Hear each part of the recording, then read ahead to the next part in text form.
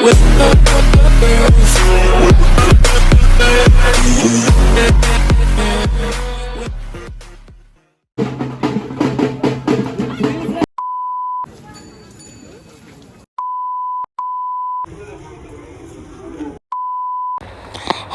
Guys, welcome back to my channel blog with Pratima. আশা করি তোমরা সবাই ভালো আছো, সুস্থ আছো। আমিও অনেক ভালো আছি।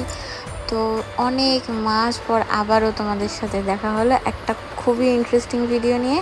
আর এই তো তোমরা দেখতেই পাচ্ছ আমরা এক জায়গায় চলছি। আশা করি তোমরা বুঝেই গেছো আমি কোথায় যাচ্ছি না যাচ্ছি। তো শ্রাবণ মাস চলছে, এটা শ্রাবণ মাসের তৃতীয় সোমবার। তো আমরা গত রাত্রে বেরিয়ে গিয়েছিলাম আর এখন তো প্রায় ভোরই হয়ে গেছে। দেখতেই পাচ্ছ সকাল প্রায় এখন বাজে 5টা আর প্রচণ্ড বৃষ্টি। এই বৃষ্টির মধ্যে আমরা দুজন, আরও অনেকেই ছিল আমাদের সাথে, সবাই মিলে বেরিয়ে গেছি। আর আমাদের তো খালি পা। আর বিয়ের আগে বলো বিয়ের পরে বলো, আমার বরমাসের সাথে প্রথমবার কোথাও এত লং রাইডে যাওয়া। এর আগে আমি কোনো দিনও এতটা দূর আমার বরমাসের সাথে আমি যাইনি। তো আমার ভীষণই মনে আনন্দ হচ্ছিল। এদিকে আমি আমার মহাদেবকে দেখতে পারবো, সেটার তো আলাদাই আনন্দ। তো যাই হোক, এখানে এই যে তিস্তা নদী চলে আসছি, এত সুন্দর ওয়েদার। আর আমরা যখন বেরোলাম তখন বাজে প্রায় 3:30, আর এখন বাজতে চলছে প্রায় 6টা। আর রাস্তা ভরে বৃষ্টি, তবুও আমরা থামিনি। তো আমরা এখানে তিস্তার এখানে চলে আসলাম। আর এখানে যেসব দোকানগুলো দেখছো, এখানে সব ঠাকুরের জিনিস বিক্রি হচ্ছে।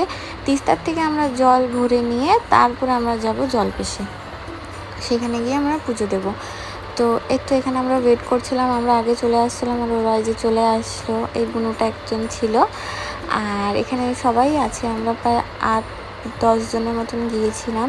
এগুলো কিনছিলাম, এগুলোর মধ্যে সব জিনিস দিয়ে দেয় ওরা। তারপরে তিস্তার থেকে জল নিয়ে একদম এখান থেকে ডাইরেক্ট চলে যাব আমরা জলপেশ। তোমাদের দাদা আর আমি নেমে যাচ্ছি। এখানে অনেক ঠাকুর ছিল। আগে নাকি এখানে পুজো দিতে হয় সব ঠাকুরকে, সেই ঠাকুরকে পুজো দেওয়ার পরে যেটুক জল বাঁচে সেটুক দিয়ে নাকি ভোলে বাবার মাথায় জল ঢালতে হয়। তো আমি অনেক চেষ্টা করেছি এর আগে অনেকবার যাওয়ার, কিন্তু কোনো দিন মানে যে ওঠা হয়ই নেই। কারণ কি তোমাদের দাদার সাথে আমার এটা ছিল, সেই জন্য আমি যেতে পারলাম। তো আজকে আমি ভীষণ খুশি। আর এখানে দেখো আমরা দুজন নেমে যাচ্ছি। এখানে আগে স্নান করব, কিন্তু যেহেতু তোমাদের দাদার আর আমার দুজনেরই শরীর ভালো না, আমরা নদীতে নেমে একটু গায়ে জল ছিটা দিয়ে নিয়েছিলাম, নাহলে তো আরও বেশি শরীর খারাপ হয়ে যাবে, সেই জন্যে। আর এত ঠান্ডা জল ছিল, এত ঠান্ডা ভাবার মতো না। মানে ডিপ ফ্রিজারের জলও বোধ হয় এত ঠান্ডা না, যত ঠান্ডা তিস্তার জলটা ছিল। এখন 6টা বাজে, রৌদ্রও নাই তার মধ্যে। তারপরে ভিজা শরীর নিয়ে যেতে হবে। অ্যাকচুয়ালি এখানে ডুব দিয়ে তারপরে যেতে হয়, কিন্তু যেহেতু আমাদের দুজনের শরীর ভালো না, সেই জন্য মাথায় গায়ে একটু জল ভালো করে দিয়ে জলটা ভরে নিয়ে তারপরে এখান থেকে আমরা বেরিয়ে যাব।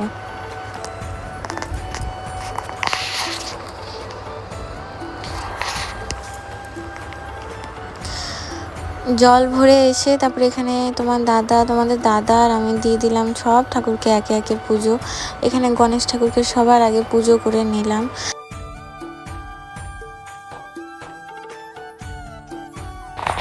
তারপরে ওখান থেকে আমাদের পুজো সেরে আমরা বেরিয়ে পড়লাম জলপেশের উদ্দেশ্যে। যাই হোক গাইস, সকাল সকাল মানে ঠান্ডা ছিল, কিন্তু মানে দুদিন ধরে এভাবে, দুদিনই বলতে পারো, আমার তো দুদিন ধরেই মনে উপাস চলছে। উপাস করেও যে এত এনার্জি নিয়ে যাচ্ছি এটাই অনেক। তো আমরা জলপেশ পৌঁছে গেলাম আর আমরা দুজন চলে যাচ্ছি হেঁটে হেঁটে। যেখানে মন্দির সেখান থেকে নাই করে 7 কিলোমিটার আগে আমাদের গাড়ি রাখতে লাগছে, তারপরে সেখান থেকে আমরা হেঁটে হেঁটে গেছি। এই যে একটা ব্রিজ ছিল এখানে, আর এই ব্রিজের নিচে জায়গায় জায়গায় বড় বড় গর্ত, ওখানে নাকি অনেক বড় বড় কাঁকড়া থাকে, একটাও তো দেখতে পারলাম না।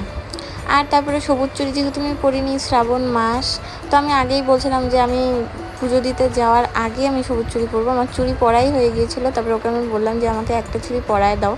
তো ও আমাকে পরাইছিল, স্ট্রাগল করতেছিল বেচারাটা, কারণ কেউ পরাতে পারে না। তো আর টাইটও ছিল চুড়িটা, সেই জন্যে। তো তারপরে চুড়ি পরে নিলাম, পরে নিয়ে তারপরে যে সুন্দর করে হেঁটে হেঁটে চলে যাচ্ছি। তোমরা একটা ছোট্ট মতো সিনেমেটিক শট দেখো।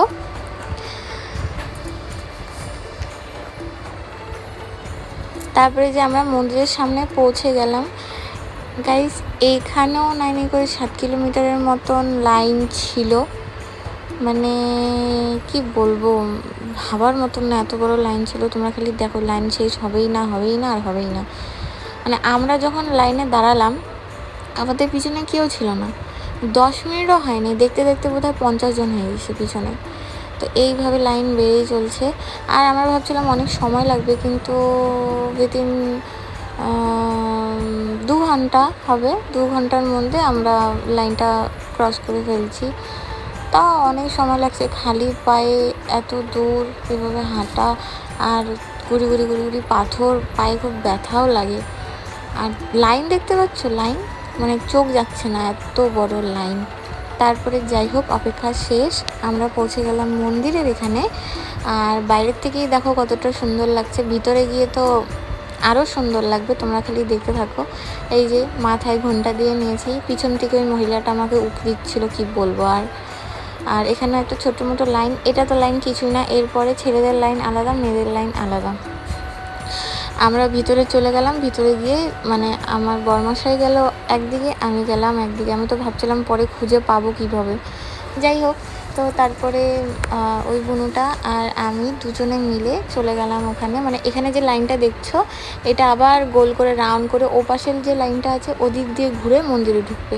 আর আমরা শুরুর থেকে শেষে গিয়ে মানে গোল গোল ঘুরে গিয়ে লাইনে ঢুকবো। আর তোমরা এখানে একটু দেখে নাও ছোট্ট শর্ট।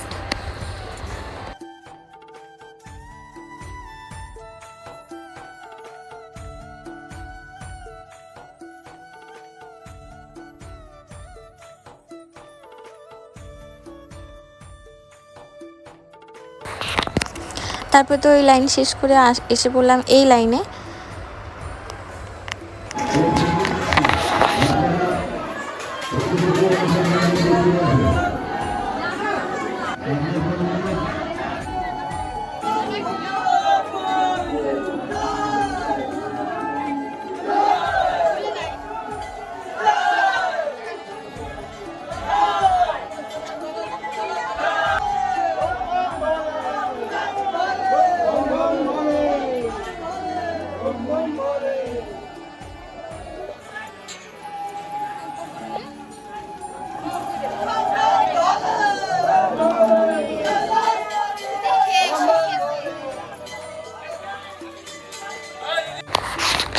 তো যাই হোক, বাবাকে পুজো দিয়ে বেরিয়ে আসলাম। যখন ওখানে ঢুকলাম, আমি জানি না, আমার এত কান্না বেরোচ্ছিলো বোঝার মতন না, যে যাকে দেখার তাকে একদম দেখেই নিলাম ভালো করে।